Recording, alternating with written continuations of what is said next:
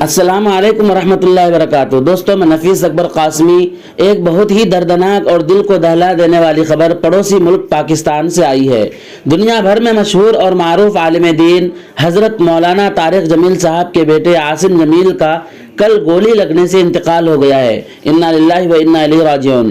مولانا طارق جمیل صاحب کے دو بیٹے تھے، مولانا یوسف جمیل اور عاصم جمیل۔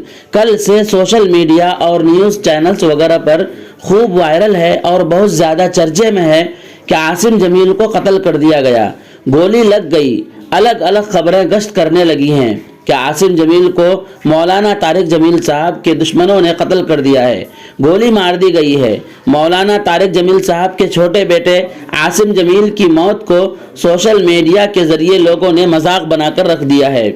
حقیقت کیا ہے، خود مولانا طارق جمیل صاحب کے بڑے بیٹے مولانا یوسف جمیل صاحب نے واضح کر دیا ہے کہ میرے بھائی عاصم جمیل کی موت یقیناً گولی لگنے سے ہوئی ہے، لیکن ان کو دشمنوں نے نہیں مارا ہے بلکہ خود انہوں نے اپنے آپ کو گولی مار دی ہے۔ اس کی وجہ یہ تھی کہ عاصم جمیل بچپن ہی سے ذہنی مرض میں مبتلا تھے، وہ کافی ڈپریشن کے شکار تھے۔